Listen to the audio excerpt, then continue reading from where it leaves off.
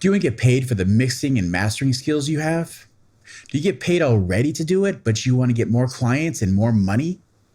Maybe you like pressing buttons and you want to be on a spaceship, but getting an engineering degree and going and applying to NASA seems like a ton of work and you're not into that, but maybe being an audio engineer will let you press enough buttons to satisfy that need. Well, if any of these qualify as you, maybe we can give you some tips today to fast track you to getting a little bit more money, better at your skills, and pressing those buttons. Let's have a think on that. Hey everybody, and welcome to today's episode where we're going to talk about some fast tips and some great tips that a lot of us wish we had when we first started getting into being an audio engineer and doing our own mixes even. So we're going to get right to the tips. Hopefully this will help you out, get you right on that track to getting paid more and making better mixes. First one that we're just going to hit right away is one of the most important ones, but it's not going to be one that you're going to be all about. It's not glamorous. It's not over the top or anything. But the first one I really want to talk about is honesty. And it's the hardest one, but it's the most rewarding. And what I mean by honesty is that there's a lot of advice out there of fake it till you make it, and just pretend what you want to be, and pretend that you're a better level than you are to attract bigger clients and make more money. But in the world of audio, because it's a recording, because it gets listened to repeatedly by whoever you're working for or who's paying you, you get exposed pretty quickly. And so all that kind of advice that people tell you backfires right in your face, and you wind up hurting yourself more than helping yourself and taking longer to develop your skills and develop your name and develop a client base because of following those steps. So first and foremost, to fast track a career and to fast track getting better at mixing, being honest with whoever you're doing that for, even if it's just yourself, is key.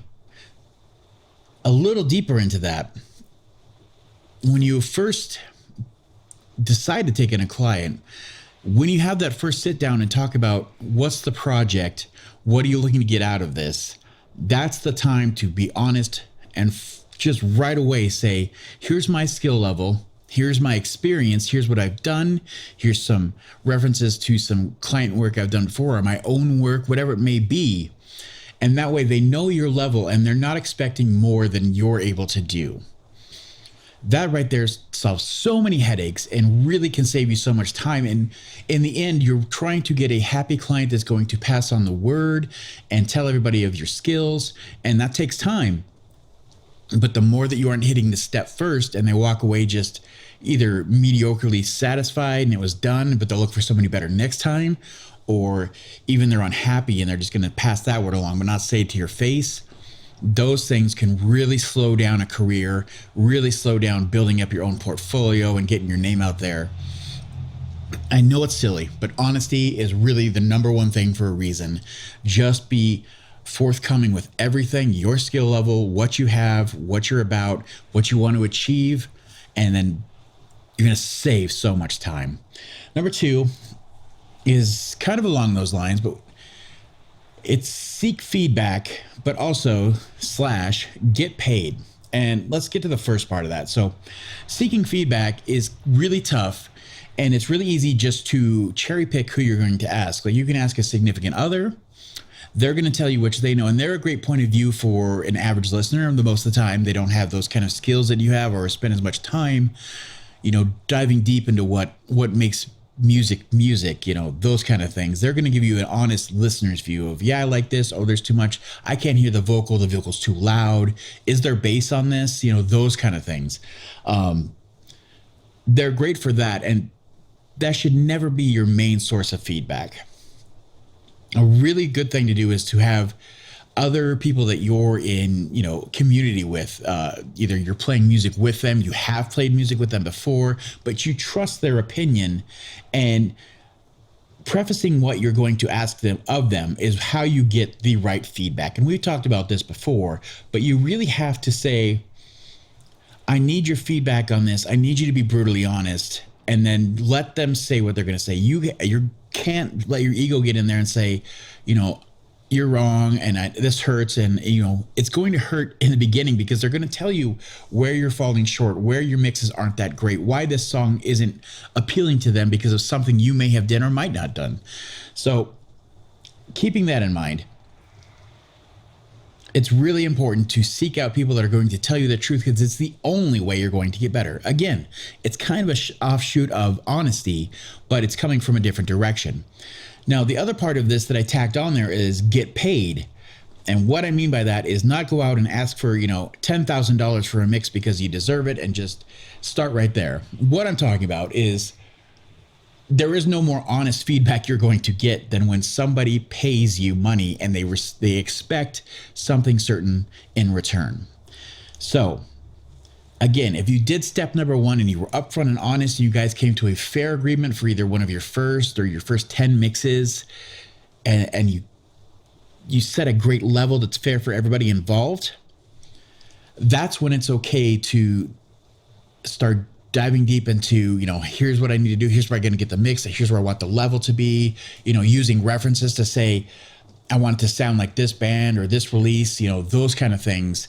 And then seek their feedback in the end because they're going to be very honest of what they wanted. Hey, I wasn't quite seeking this sound. Can we make it sound more like this? Or usually, just depending on how experienced the client you're working with or the person you're working with,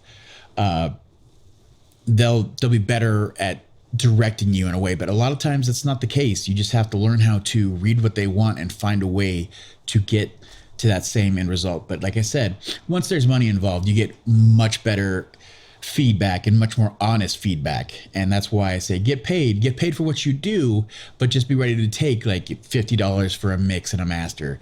Get ready to take $100 to get, an EP, a 3-song EP out.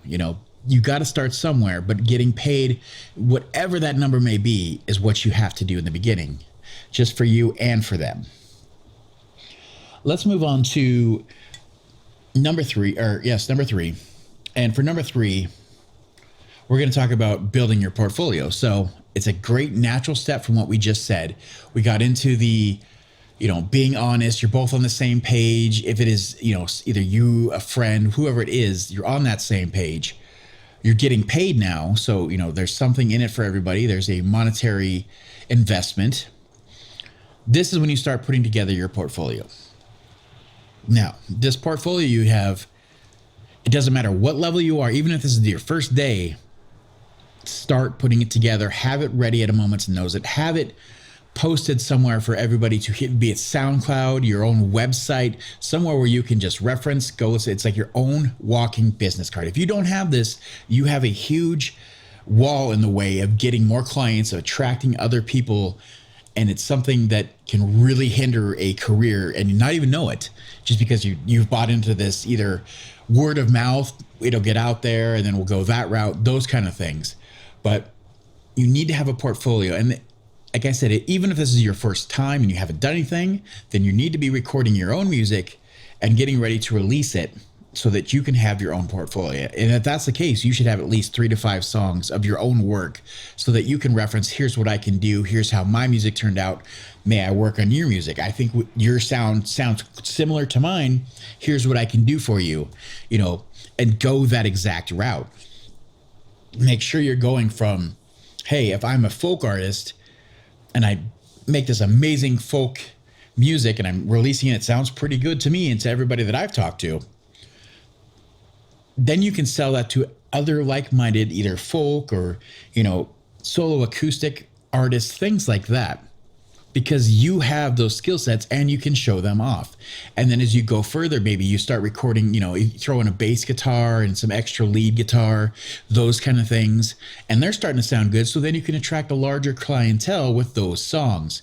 And as you can see, you're starting to build upon itself. You've got this great foundation and you're starting to move upwards to where you're becoming a more desirable engineer because you can do more things. Then you're throwing in drum sets and, getting a full drum acoustic set is its own skill set. And if you start to be able to do that, then you're attracting full bands and you're getting more money for that. And they're usually seeking either full albums or, 5-song albums, and you're increasing your money in that way. But it's just a building process of starting your portfolio and then adding on to it and getting better at each little piece you're adding on so that you can highlight that as you're trying to add on different clientele, different genres of music. All right, so now that we've got a portfolio together and we've been building things up that way, another means to track your career and another means to getting more money and getting better at your own mixes is to start to learn to specialize. So what we mean with that is that as you're, like I said, if you started in that first example as a folk musician and then started building out from there, you learned to record vocals very well and edit and do that with those, and then an acoustic guitar. Then you start to specialize, and as you're building in this clientele and you're seeing what's in your area and what you're attracting, you start to find out that you're good at certain things and then maybe not as good as certain people in your area. Maybe in this scenario, if you're good at that, like I said, you could be great at folk or singer-songwriter stuff or solo country artists and that kind of thing, but not so great at, rap and that, or maybe heavy metal's not your thing, or hardcore rock or whatever it may be, or classical music. There's a lot of engineers out there doing some classical work. These are the things where you need to figure out in your area what you're good at, what you're attracting, and what you're not going to, so you can start to build your message and your branding around what you're good at and what you can offer versus what you aren't good at. And like, even if they come to you, you can be like, yeah, I can do this. But again, that goes to point number one. If they come to you, like a metal band comes to you and that's just not your thing, you're not ready to do a drum set, honesty first and foremost. Go back to number one. Hey, I can do great recordings, but a drum set's going to be a learning experience for me. Here's so-and-so I know in our area, offer them their name, give them a good reference. And honestly, they're going to thank you. The person that gets them is also going to remember that. They're going to listen to your stuff, hear your thing, and they're going to send it back your way when, some country artist comes to the door with just a guitar and says, this is what I got. I just need to get a great ballad out there. Like, hey, maybe not my forte. I'm great at metal. Maybe check out, they're going to say your name, send them your way. So it's kind of cyclical in that way. But the more you specialize, the more that it's easy for things to funnel in your direction. So if you find that you're in that part of your career and, that step where it feels like I'm getting good music out there, I'm getting a couple people here and there, but it's really slow. I'm getting, 2, 3 a year.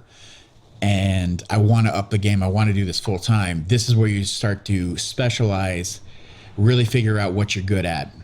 And that leads us right into number 5, that fifth and last tip, which is to develop your technical skills surrounding what you're doing. So if we're saying that you have niche down and you're in your specialization, you need to be looking deeper into a broader spectrum of who's being successful in that genre so that you can learn all the technical skills they have. Utilize things like this. You're watching YouTube right now because you want to get better and you want to learn. Do the exact same thing. Dive deep into, who's the best folk musician right now, and then, go listen to that, listen to their album, see what fan base is theirs and what they like, and then track down who's recording them, what studios are they going to. I guarantee you can track down, who the producer was, who's the engineer, go see what studio they're using, see what you can really start to break it down. Then, kind of reverse engineer from there, develop those skills by, getting better at whatever you can that they're using. I'm not saying go out and purchase everything in their studio because that's very unrealistic. But if you could kind of watch their videos and learn about them, learn their process, how they're achieving these sounds, and to, bring that into your own smaller area to be able to sell that around you, you're going to up the quality of your mixes, the sound of what you're releasing, and your name's going to start to grow in that way. And it's going to make a huge difference in your overall product. So make sure to develop, strong technical skills and always being in that continuous learning mindset. Because the thing is, we're dealing with a music industry that is completely and always changing at all times. How we release music, how we put ourselves out there, all these things are consistently changing at a rapid pace. The technology we're using to capture this is changing, every 2 to 3 years, everything's different. Then you add on top of that, AI is coming in and making things, so much easier in certain areas to help us. And I guarantee you in some way, it's going to start shaping how we record and capture music. Just now, if you're a mastering engineer and that's where you want to head, that's one of the big things you have to take on, is that every service now, it doesn't matter if you're going through DistroKid to release your music or what, there's always some extra that, would you like us to master this? Or, online mastering where you just enter in the track and then just it spits out a master that, may or may not be good. That's not the merits of what we're going to discuss here, but it's just an example of how AI is going to work its way into almost every bit of music. So we're always changing, always be in that continuous learning mindset. Always be ready to develop your skills and make them better. So those are 5 really quick tips that I just wanted to share with everybody, and that should help you really start making some more money, or else, just start building that career for you and fast track it, that skip over some of us that it took way too long to figure this out. So try those out. If you have any other good ones, please share them in the comments. I always like to make extra shorts out of that, extra videos on YouTube, share that with our watchers and listeners. And of course, thanks everybody again for really the subscribers and everything is jumping up. If you could take a second to like and subscribe this, if this helped at all, so helpful. And really can't wait to see you guys on that next one. We'll see you next week. Bye.